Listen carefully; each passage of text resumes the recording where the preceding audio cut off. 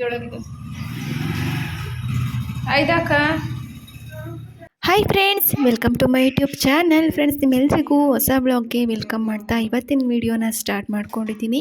ಇವತ್ತು ಶನಿವಾರದ ಬ್ಲಾಗ್. ಈ ಬ್ಲಾಗ್ನ ಪ್ಲೀಸ್ ಎಲ್ಲೂ ಸ್ಕಿಪ್ ಮಾಡದೆ ಕೊನೆ ತನಕ ನೋಡಿ. ಇವತ್ತು ಬೆಳಗ್ಗೆನೇ ತಿಂಡಿ ಕೂಡ ಮಾಡಿ ನೆಲನೂ ಒರೆಸ್ಕೊಟ್ಟಿದ್ದೀನಿ ಬೆಳಗ್ಗೆನೇ. ಇವತ್ತು ಬೇಗನೂ ಕೂಡ ಪೂಜೆ ಆಗ್ತಾ ಇದೆ. ಯಾಕೆ ಅಂತಂದರೆ ಇವತ್ತು ನಾವು ಎಲ್ಗೋ ಹೊರಟಿದ್ದೀವಿ. ಯಾಕೆ ಏನು ಅಂತ ಮುಂದೆ ಗೊತ್ತಾಗುತ್ತೆ. ಪ್ಲೀಸ್ ವಿಡಿಯೋನ ಸ್ಕಿಪ್ ಮಾಡದೆ ನೋಡಿ. ಇವತ್ತು ತಿಂಡಿನ ಪುರಿ ಮಾಡಿದ್ದೀನಿ. ನಮ್ಮ ಅತ್ತೆನೂ ಕೆಲಸಕ್ಕೆ ಹೋಗ್ತಾರಲ್ಲ, ಹಂಗಾಗಿ ಅವರಿಗೋಸ್ಕರ ಬೇಗನೆ ಮಾಡಿಟ್ಬಿಡ್ತೀನಿ. ಹಾಗೆಯೇ ಇನ್ನೂ ಯಾರೆಲ್ಲ ನನ್ನ ಚಾನಲ್ ಸಬ್ಸ್ಕ್ರೈಬ್ ಆಗಿಲ್ಲ, ಪ್ಲೀಸ್ ಸಬ್ಸ್ಕ್ರೈಬ್ ಮಾಡ್ಕೊಳ್ಳಿ, ನನಗೆ ಸಪೋರ್ಟ್ ಮಾಡಿ ಅಂತ ಕೇಳ್ಕೊಳ್ತಾ ಇದ್ದೀನಿ. ಹೋಗಲ್ಲ ಕರಿತಲ್ವ ಪಪ್ಪ.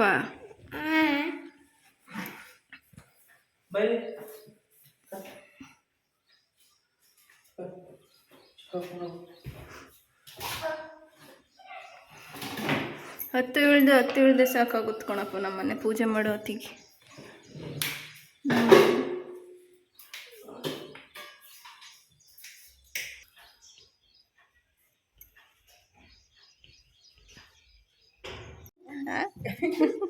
ಅವು ಬಿತ್ತು ಅಂತ ಬಿಟ್ಟು ಹೊಡ ಬಂದಿಯಾ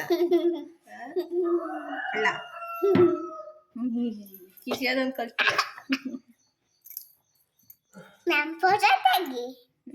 ಫೋಟೋ ಬೇರೆ ತೆಗಿತಾರೆ ನೀನು.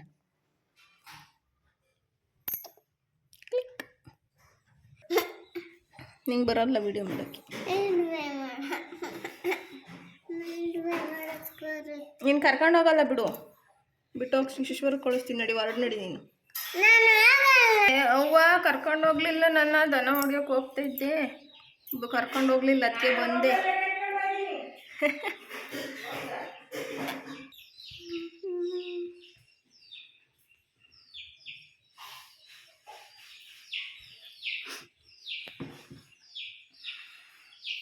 ಓಕೆ,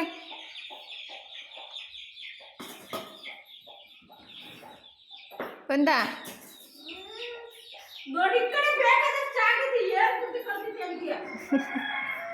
ರಾಗಿ ಇದಾವಲ್ ತಂದಾಕ. ಓಕೆ,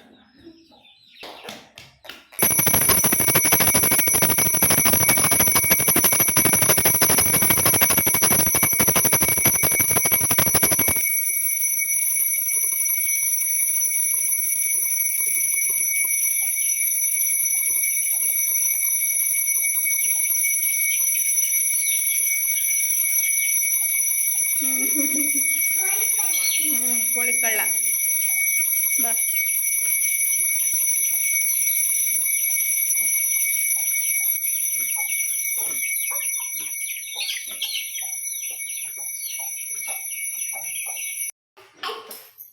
ದಕ್ಷಿಣ್ಗೆ ವಾಚ್ ಬೇಕಂತೆ. ಟೈಮ್ ಎಷ್ಟ? ವಾಚ್ ಟೈಮ್ ನೋಡಕ್ ಬರುತ್ತೆ ನನಗೆ.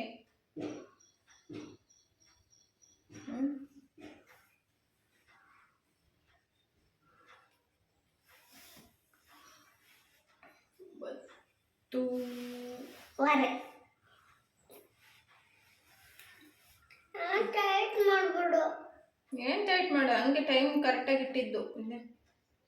ಬಿಡು, ಸರಿ ಆಯ್ತು. ಈಗ ತಿಂಡಿ ಎಲ್ಲ ತಿಂದಾಯ್ತು. ಇವ್ರ ಪಪ್ಪ ಎಲ್ಲ ಹೋದ್ರು, ನಾನು ತಲೆ ಎಲ್ಲ ಬಾಚ್ಕೊಂಡು ಹೊರಡಬೇಕು. ಎಲ್ಲ ರೆಡಿ ಆಗಿದ್ದೀವಿ. ದಕ್ಷಿಣ ರೆಡಿ ಆಗಿದ್ದಾನೆ. ಹಿಂಗಿರುವ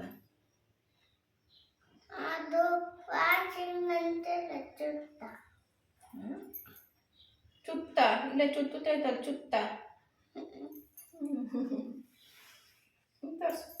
ಹಂಗೆ ನಿರ್ಮಾಗ್ನೆ ಚಿತ್ರ ಅವೆಲ್ಲ. ಇದು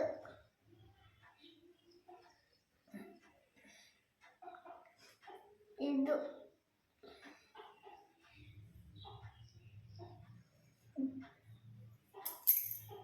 ತೋರ್ಸು.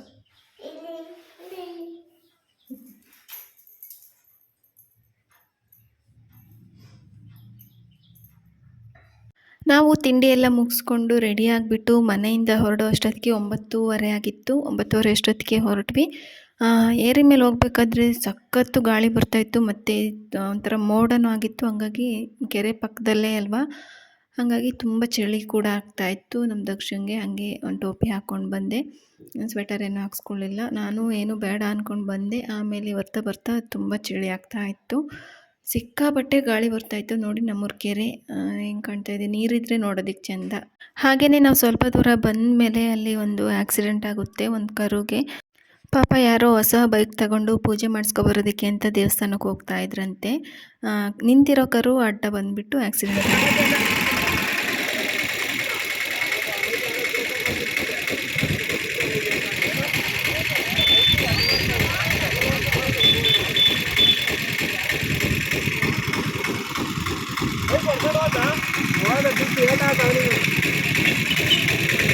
ಹೊಸ ಗಾಡಿ ಕರಿಂಗೂ ಗ್ರಾಚಾರ ಅವನಿಗೂ ಗ್ರಾಚಾರ. ಹಾಂ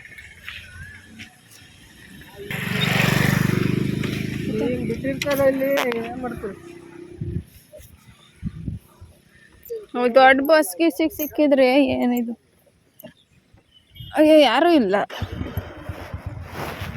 ನಾವು ಬರ್ತಾ ಇದ್ದು ನಮ್ಮ ಬೈಕ್ ಮುಂದೆಗಡೆನೇ ಅವರು ಹೊಸ ಬೈಕ್ ಪೂಜೆ ಮಾಡಿಸ್ಕೊಬರೋದಕ್ಕೆ ಅಂತ ಹೋಗ್ತಾ ಇದ್ರು. ಪಾಪ ನಿಧಾನಕ್ಕೆ ಅಂತ ಗಾಡಿಗೆ ಏನಾದರೂ ಏಟಾಗ್ಬೋದು ಅಂತ ಹೊಸ ರೋಡ್ ಮಾಡ್ತಾಯಿದ್ರು. ಅಲ್ಲಿ ಗುಂಡಿನೆಲ್ಲ ನಿಧಾನಕ್ಕೆ ಇಳಿಸ್ಕೊಂಡು ನಮ್ಮ ಜೊತೆಲೇ ಬಂದರು. ಸ್ವಲ್ಪ ದೂರ ಬರ್ತಾ ಇದ್ದಂಗೆ ಅವರು ಸ್ಲೋ ಮೋಷನಲ್ಲೇ ಬರ್ತಾಯಿದ್ರು. ಪಾಪ ಅದ್ರ ನಿಂತಿರೋ ಸಣ್ಣ ಕರು ಅದು ಆಟ ಆಡ್ಕೊಂಡು ನೆಗ್ದು ಓಡೋದಕ್ಕೆ ಅಂತ ಹಿಂಗೆ ಅಡ್ಡ ಬಂದುಬಿಟ್ಟು ಸಡನ್ನಾಗಿ ಬೈಕಿಗೆ ಸಿಕ್ಕಿ ಅವರು ಬಿದ್ದರು, ಆ ಕರುನೂ ಬಿತ್ತು. ಪಾಪ ಕರುನು ಸಖತ್ತು ಎದ್ರುಕೊಂಡಿತ್ತೇನೋ. ಅದಕ್ಕೇನು ಏಟಾಗಿರಲಿಲ್ಲ. ಅಂದರೆ ನಾವೇ ಹಿಡಿದ್ಬಿಟ್ಟು ಅವರಿಗೂ ಸ್ವಲ್ಪ ಗಾಯ ಆಗಿತ್ತು ಕೈಲೆಲ್ಲ. ನೀರು ಹಾಕ್ಬಿಟ್ಟು ಅವ್ರನ್ನ ಆಸ್ಪತ್ರೆಗೆ ಹೋಗಿ ಅಂತ ಕಳಿಸಿ ಆಮೇಲೆ ಕರುಗೂ ನೀರು ಕುಡಿಸಿ ಹಾಗೆ ಮತ್ತೆ ಗಾಡಿ ಯಾವಾದರೂ ಬಂದು ಕೂತ್ಬಿಡ್ತವೆ ಅಂತ ರೋಡ್ ಸೈಡಲ್ಲಿ ಮಂಗಿಸ್ಬಿಟ್ಟು ನಾವು ಹೊರಟಿದ್ವಿ ಮುಂದೆ. ಯಾರೂ ಇರಲಿಲ್ಲ ಅಲ್ಲಿ. ದನಗಳ್ನ ಅವ್ರ ಪಾಡಿಗೆ ಅವು ಮೇಯೋದಕ್ಕೆ ಅಂತ ಬಿಡ್ತಾರೆ. ಈ ಥರ ಆಗುತ್ತೆ, ಎಚ್ಚರಿಕೆಯಿಂದ ನೋಡ್ಕೊಳ್ಬೇಕಲ್ವಾ.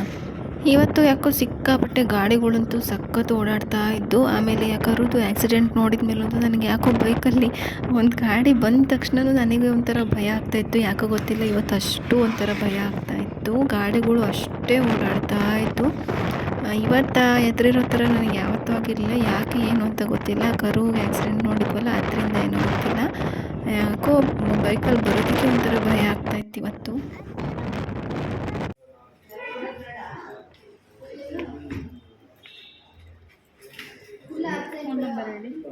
ನಾವಿವಾಗ ಎಲ್ಲಿದ್ದೀವಿ ಅಂತಂದರೆ ಚಿಕ್ಕಮಗಳೂರು ಬಜಾಜ್ ಗಾಡಿಗಳೆಲ್ಲ ಇರುತ್ತಲ್ಲ ಶೋರೂಮ್, ಅಲ್ಲಿ ಇದ್ದೀವಿ. ಯಾಕೆ ಅಂತಂದರೆ ಈ ಗಾಡಿಗಳಿಗೆಲ್ಲ ನಂಬರ್ ಪ್ಲೇಟ್ನ ಏನೋ ಚೇಂಜ್ ಮಾಡಿಸ್ಬೇಕು ಅಂತ ಒಂದು ರೂಲ್ಸ್ ಬಂದಿದೆಯಲ್ಲ, ಹಾಗಾಗಿ ನಾವು ಕೂಡ ಈಗ ಸುಮಾರು ಒಂದು 3 ತಿಂಗಳ ಹಿಂದೆಯೇ ಅಪ್ಲಿಕೇಶನ್ ಹಾಕಿದ್ರು. ಅದು ಈಗ ಹೋದ ವಾರನೇ ಬಂದಿದೆ ಅಂತ ಮೆಸೇಜ್ ಬಂದಿತ್ತು. ನಾವು ನೋಡೇ ಇರಲಿಲ್ಲ. ನಮ್ಮನೆಯವರು ನಿನ್ನೆ ನೋಡಿಬಿಟ್ಟು ಹೋಗಬೇಕಾಗಿತ್ತು ಅಂತಂದರು. ಹಾಗಾಗಿ ಇವತ್ತು ಅವ್ರಿಗೆ ಕೆಲಸನೇ ಇರಲಿಲ್ಲ. ಹಾಗಾಗಿ ಇವತ್ತು ಹೋಗೋಣ ಅಂತ ಬಂದಿದ್ವಿ. ಅಲ್ಲಿ ಬರ್ರಿ, ನಡಿ, ಇಲ್ಲಿ ಆ ಕಡೆ ನಡಿ.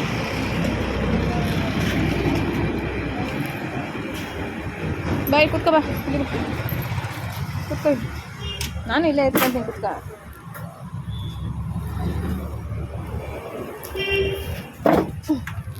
ಹೋಗಿಲ್ಲ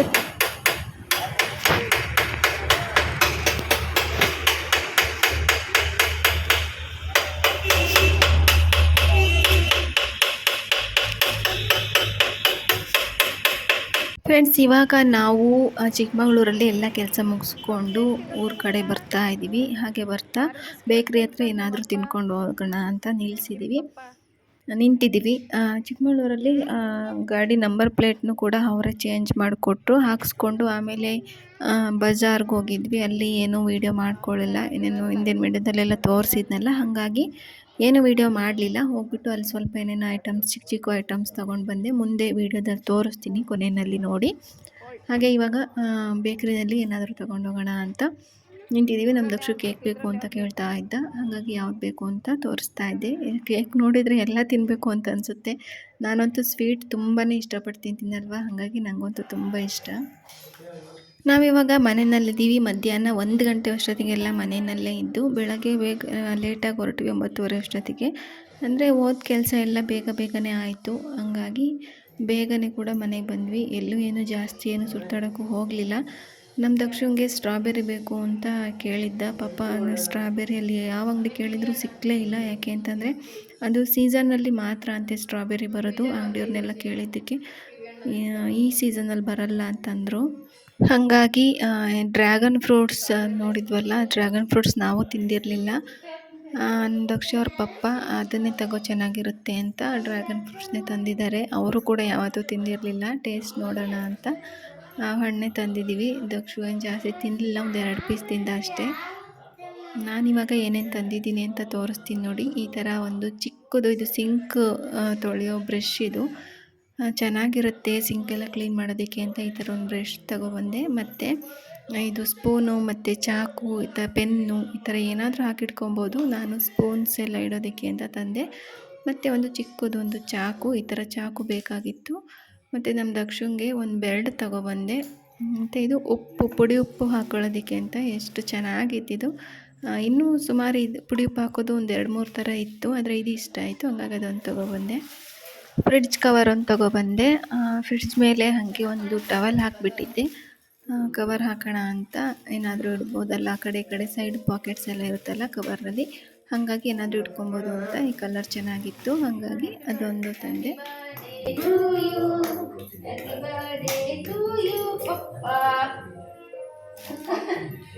ಹ್ಯಾಪಿ ಬರ್ಡೇ ಹೇಳ ಪಪ್ಪುಗೆ. ಮಾಡ್ತೈತೆ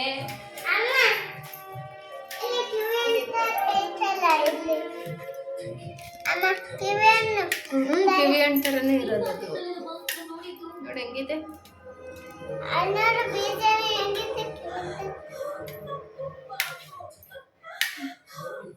ಡ್ರ್ಯಾಗನ್ ಫ್ರೂಟ್ಸ್ ನೋಡಿ ಫ್ರೆಂಡ್ಸ್, ಕಿವಿ ಹಣ್ಣು ಥರನೇ ಇರುತ್ತೆ. ಕಿವಿ ಹಣ್ಣಲ್ಲಿರೋ ಥರನೇ ಚಿಕ್ಕ ಚಿಕ್ಕ ಬೀಜ ಕೂಡ ಇದರಲ್ಲಿರುತ್ತೆ. ಅಷ್ಟೇನು ಟೇಸ್ಟ್ ಏನು ಚೆನ್ನಾಗಿರಲ್ಲ, ಒಂಥರ ಸೆಪ್ಪೆ ಸೆಪ್ಪೆ ಅಂತ ಅನಿಸುತ್ತೆ. ನಾವು ತೋಟದ ಹತ್ರ ಬಂದಿದ್ದು ಕಳೆ ಕೀಳೋಣ ಅಂತ. ನಮ್ಮ ಯಜಮಾನ್ರು ಅಲ್ಲಿದ್ದಾರೆ ನೋಡಿ. ಇಲ್ಲೇ ತೋಟದ ಹತ್ರನೇ ನಮ್ಮ ದಕ್ಷ ಅವ್ರ ಅಜ್ಜಿ ಎಲ್ಲ ಕೆಲಸ ಮಾಡ್ತಾ ಇದ್ದಾರೆ. ಹಾಗಾಗಿ ಅವ್ರ ಅಜ್ಜಿ ಬಂದು ಇಲ್ಲಿ ಹುಲ್ಲೈತೆ ತಗೊಂಡೋಗಿ ಬರ್ರಿ ಅಂತ ಫೋನ್ ಮಾಡಿತ್ತು. ಹಂಗಾಗಿ ಹುಲ್ ತರೋದಕ್ಕೆ ಅಂತ ಹೋಗ್ತಾ ಇದ್ದಾರೆ. ಅಲ್ಲಿ ಹುಲ್ ಕಟ್ಟಕ್ಕೆ ಇದ್ಬೇಕಲ್ಲ, ಹಂಗಾಗಿ ಬಳ್ಳಿ ಕುಯ್ಕೊಬರಕ್ಕೆ ಹೋಗಿದ್ದಾರೆ. ನಮ್ಮ ದಕ್ಷು ಕಪ್ಪೆ ಹಿಡ್ಕೊಂಡು ಆಟ ಆಡ್ತಾ ಇದ್ದಾನೆ ನೋಡಿ. ಮನೆಗೆ ತಗೊಂಡೋಗ್ತಾನೆ ಅಂತ ಕಪ್ಪೆ ಬಿದ್ದೋಯ್ತು, ಅದು ಅರ್ಜೀವ ಆಗೋಯ್ತೆ ಪಾಪ. ಬಿಡ ಅಂದ್ರೆ ಬಿಡಂಗಿಲ್ಲ, ಸಾಂಬಾರು ಮಾಡ್ಕೊಡ್ಬೇಕಂತ. ನೀ ತಿಂತೀಯನ ಸಾಂಬಾರ? ಕಪ್ಪೆ ಸಾಂಬಾರು ಮಾಡ್ಕೊಡೋಣ, ತಿಂತೀಯ? ತೂ ಗೊಬ್ಬ.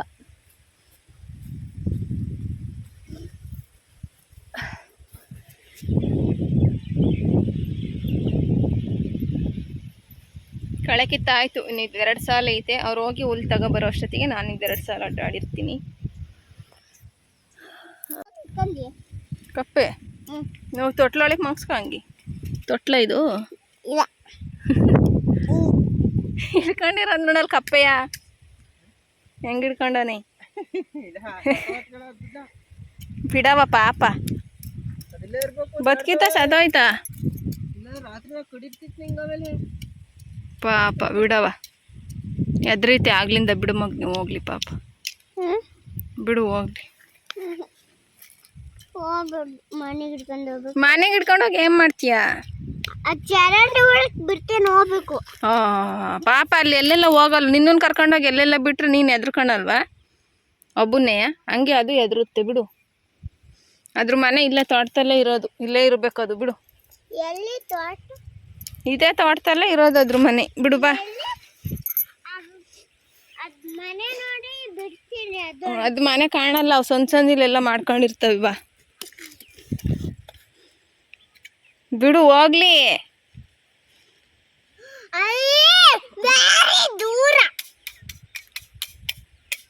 ತಿಂತೀಯಲ್ಲ ನಿಜಲ್ವಾ? ತಿಂತೀಯ? ನೀರು ಕುಡ್ದ? ಬಾಟ್ಲಿ ನೀರು ತಂದಲ್ಲ.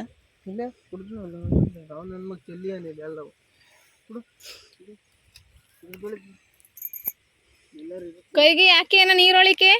ಕಪ್ಪೆ ಮುಟ್ಟಿಯ ಹಾಕಿದೀಯಾ?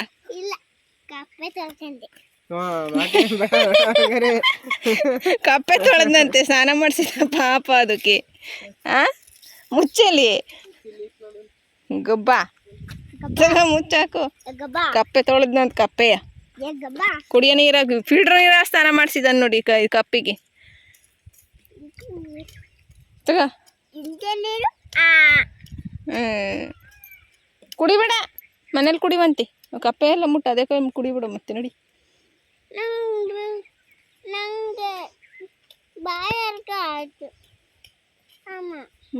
ಈಗ ಹೋಗೋದು ಮನೆಗೆ ಬಾ. ಏನು 5 ನಿಮಿಷ, ಇಲ್ಲೊಂಚೂರು ಕೀಳ್ಬೇಕಾಯ್ತು. ಕುಡ್ಲು ಕೊಡಿಲಿ, ಈ ಸಾಲ್ ಕಿತ್ತ ಇಲ್ವಂತ. ಬರವ